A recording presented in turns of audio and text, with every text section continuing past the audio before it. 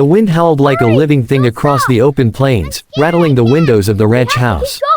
Jacob ran up the dusty path, his boots kicking up small clouds of dirt with every frantic step. Behind him, his little sister clung tightly to his hand, her small fingers trembling. "Sir, if they come, hide my sister," he gasped as he reached the porch, panic twisting his features. His voice cracked with fear, but there was no hesitation in the urgency of his plea. He could see the faint flicker of lanterns moving in the distance, shadows of people who had threatened their family before, people who had caused chaos in the small town. The rancher, a tall man with broad shoulders and eyes the color of storm clouds, looked up from the porch railing. His hands, rough from decades of hard work, rested on the edge as he studied the children. Jacob's little sister hid her face against his leg, shaking. The rancher didn't flinch. There was a calm in him that seemed impossible to match the panic of the world outside. He let a slow, deliberate silence stretch between them, giving Jacob a chance to catch his breath, before finally speaking. "No one can touch her," the rancher said, his voice low but firm, carrying across the wind and into the children's hearts. It wasn't just a promise, it was a command that even the shadows of trouble seemed to respect. Jacob blinked, unsure if he should believe it. But the intensity in the rancher's gaze was undeniable. There was no hesitation, no uncertainty, only determination. The children followed him inside, the door creaking shut behind them. The interior of the ranch house smelled faintly of pine and wood smoke, the cozy warmth from the fireplace already drawing them in. Quilts hung over chairs, and a small rocking chair sat near the hearth. The rancher moved with quiet efficiency, closing all doors and windows, and securing the house as if he had done this 100 times before. He guided the children toward a small nook near the fireplace, tucking them under thick blankets. Jacob's sister whimpered softly, but the rancher rested a steady hand on her shoulder, and she seemed to relax slightly. Outside, the storm of wind and approaching danger roared on, but inside the ranch house, the world felt strangely safe. The rancher knelt before them, looking directly into Jacob's fearful eyes. "I mean what I say," he said. "No one will touch you. Not while I'm here. Trust me." The weight of the promise was heavier than any physical shield. It carried courage, warmth, and certainty.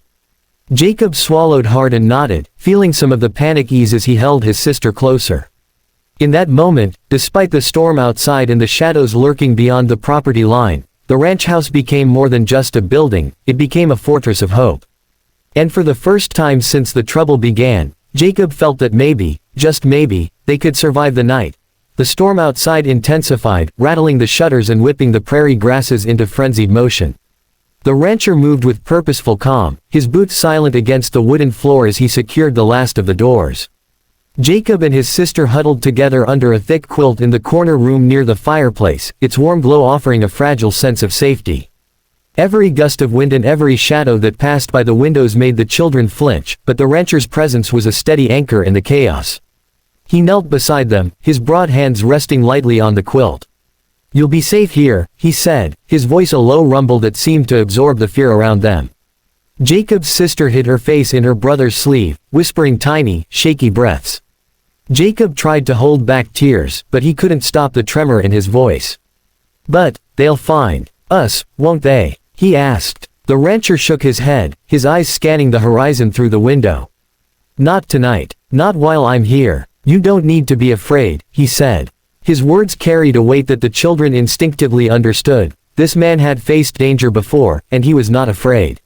From the barn, the horses stomped and neighed, uneasy with the wind and storm, adding to the tension in the air. The rancher's eyes flicked toward them, then back at the children. He moved to the window again, peering through the thick rain and darkness. In the distance, figures were approaching, men who had caused trouble in town before. But they hesitated as they neared the ranch, unsure of what to expect. The rancher didn't flinch. Instead, he straightened, a silent challenge emanating from his stance. He wasn't just protecting the children, he was telling anyone who dared approach that this land was under his watch. Jacob's sister finally peeked out from beneath the quilt, eyes wide as she glimpsed the intruders. The fear in her gaze was met by the rancher's steady calm. He turned to them both and smiled faintly, a reassuring warmth in the middle of the storm. "Fear can only control you if you let it," he said. "Here, in this house, you're stronger than the storm. You're safe." Jacob's heart pounded, but he felt a glimmer of courage ignite inside him. Maybe they weren't completely powerless. Maybe, with someone like the rancher on their side, they had a chance. Minutes passed, each one stretched long and heavy, but inside that small corner room, the children felt a strange peace. The crackle of the fireplace, the soft glow of the lanterns, and the unwavering presence of the rancher wrapped around them like a shield. Outside, the storm raged and shadows lurked, but for now, the children were protected, and the promise of safety was real. Jacob clutched his sister's hand tighter, whispering a quiet thanks, though words seemed almost inadequate. The rancher's gaze swept the horizon one last time before he knelt again beside them. "Rest now," he said. "No harm will come to you tonight. Not while I'm here." The wind outside had grown relentless, tearing across the prairie with a ferocity that seemed almost alive. Rain slashed against the windows, blurring the outlines of the approaching figures, but inside the ranch house, there was a tense stillness. The children sat huddled together, quilts pulled high over their heads, their ears straining for every creak and groan of the old wooden house. Jacob's heart raced with each step outside, each faint shadow that moved across the porch. He kept glancing at his sister, who clung to him with wide, fearful eyes. The rancher moved like a shadow himself, calm and purposeful, checking the locks and adjusting the curtains to block the view from the outside. Every movement carried authority. When he picked up the rifle from its hook near the mantel, Jacob's breath caught, not in fear, but in awe. The rancher's hands were steady, trained, and unshakable, betraying no hint of doubt. "They'll test me," he murmured, mostly to himself. "But I don't back down." From the window, Jacob could see the shapes of the men hesitating, their lanterns flickering in the storm. They weren't foolish, they could sense the rancher's presence, and even in the darkness, they hesitated. It was as if the house itself had become a fortress, not because of walls or locks, but because of the determination that radiated from the man standing between danger and the children. Jacob's sister whispered, "Will they hurt us?" Her small voice trembled, barely audible over the roar of the wind. The rancher knelt beside them, resting a reassuring hand on her shoulder. "Not while I'm here," he said, his voice low but unwavering. "No one can touch you. Not tonight, not ever, while you're under my watch." His eyes scanned the darkness outside again, calculating every possible approach, every weak point the intruders might exploit. But his confidence was absolute, and it anchored the children in a fragile, growing hope. Minutes stretched endlessly, each one charged with tension. Every clap of thunder outside made Jacob flinch, every streak of lightning cast eerie shadows across the walls. But the rancher remained a pillar of calm, ready to confront whatever danger dared approach. He adjusted the rifle, checked the doors once more, and whispered to himself, "Courage, not fear, always courage." Then, movement outside caught Jacob's eye. The intruders had edged closer, stepping into the clearing around the ranch house. Their lanterns flickered, and for a moment, the children thought the storm would sweep them away with it. But the rancher stood firm, a silhouette of resolve against the dim glow of the porch light. Jacob realized something that made his chest swell. This wasn't just about protecting them, it was about sending a message. Anyone who thought to harm the children would have to go through him first. He pulled the children close, the warmth of the fireplace mixing with the courage radiating from the rancher. "Trust him," Jacob whispered to his sister. And in that moment, despite the storm, despite the shadows, despite the fear, the children felt the first flicker of real hope. The storm began to ease, though the wind still rattled the remaining shutters and the prairie outside lay soaked and glistening under the dim light of the moon. Inside the ranch house, the tension slowly unraveled, replaced by a cautious relief.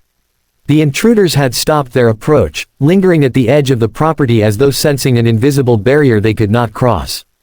Jacob pressed his sister closer, feeling her trembling begin to ease, her wide eyes finally meeting his in a silent question, "Are we really safe?" The rancher moved with calm precision, keeping one eye on the shadows outside while attending to the children. "They're gone for now," he said, his voice carrying both authority and reassurance. Jacob's sister clutched his sleeve, still wary, but slowly relaxing under his steady gaze. The rancher turned back to the fireplace, picking up a pot of hot chocolate he had prepared earlier. The rich aroma filled the room, adding a small but comforting sense of normalcy after the chaos. He handed a steaming mug to each child, his hands steady and warm, his eyes softening as he watched them sip cautiously. Jacob broke the silence first. Why did you help us?" His voice was quiet, almost hesitant, as if afraid the answer might shatter the fragile safety they were experiencing. The rancher's eyes, dark and thoughtful, softened into a faint smile. He pulled up a chair near the hearth, resting his elbows on his knees. "Some people are meant to protect, not hide," he said slowly, carefully choosing each word. "Fear won't save you. Courage will. And tonight, I chose courage, for you too." The children looked at him, eyes wide with awe. Jacob's sister leaned against her brother, listening intently, as if trying to absorb every word. The rancher's voice was steady, carrying the weight of experience and wisdom. He had faced storms, threats, and danger before, and he had chosen to stand firm. Not for glory, not for recognition, but simply because it was the right thing to do. In that quiet room, amidst the flickering glow of the fireplace, Jacob and his sister understood what real strength looked like.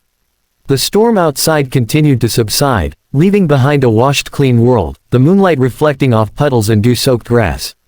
The rancher guided the children to blankets on the floor, making sure they were warm and comfortable. He checked the doors and windows one more time, his protective routine thorough but gentle.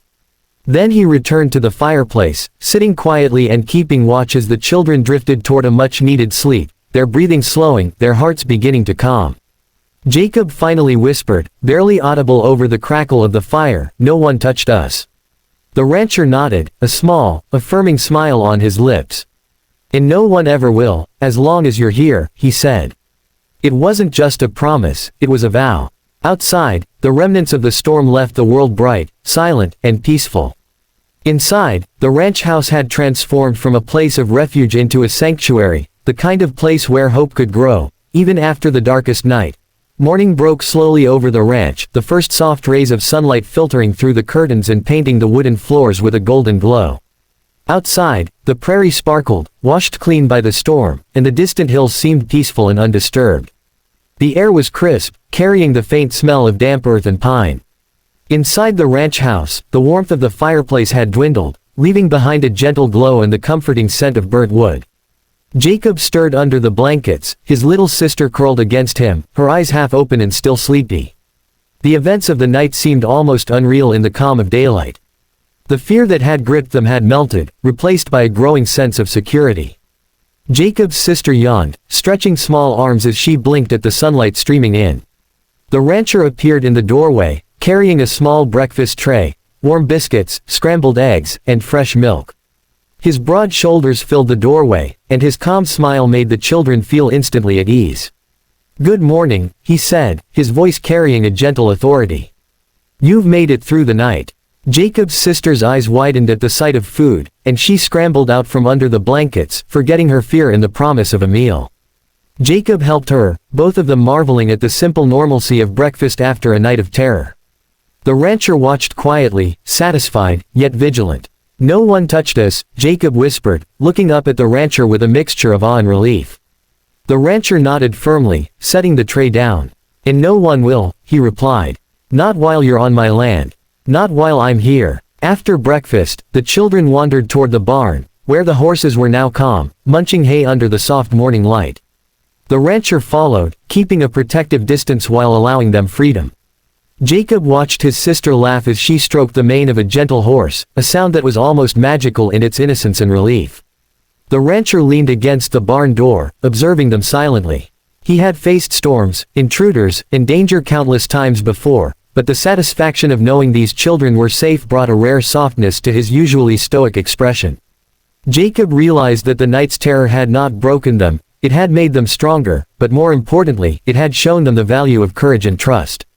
They had found an unexpected ally in the rancher, a protector who chose to face fear head-on rather than hide.